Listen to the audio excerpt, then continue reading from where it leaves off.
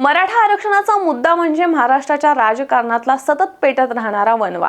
सरकारने नुकताच एक नवा GR म्हणजे शासन निर्णय जाहीर केलाय आणि त्यामुळे पुन्हा एकदा राज्यात राजकीय हल्लकल्लोळ माजलाय। काही जण म्हणतात ही फसवणूक आहे, तर काही म्हणतात ही खरी सुरुवात आहे। पण या गोंधळाच्या पार्श्वभूमीवर अखेर उपमुख्यमंत्री एकनाथ शिंदे यांनी तोंड उघडलंच आणि स्पष्ट केलं, एका GR मुळे मराठा समाजाचे सगळे प्रश्न सुटणार नाहीत।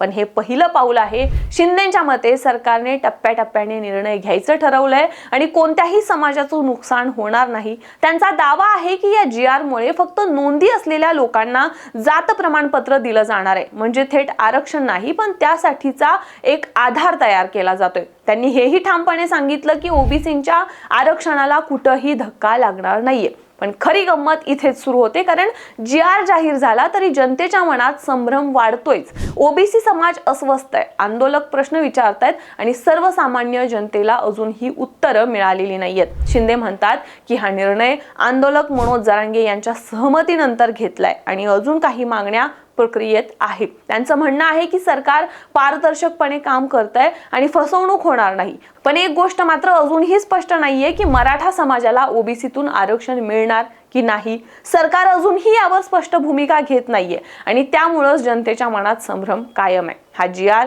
एक राजकीय डाव आहे की खरंच सामाजिक न्यायाची सुरुवात, याचा निकाल वेळच लावेल। पण सध्या तरी या सर्व घडामोडींवरून तुम्हाला काय वाटतं? हे सगळं नाटक आहे की नवा अध्याय? तुमचं मत कमेंट्समध्ये नक्की सांगा आणि अशाच व्हिडिओंसाठी TOD मराठीला लगेचच फॉलो करा।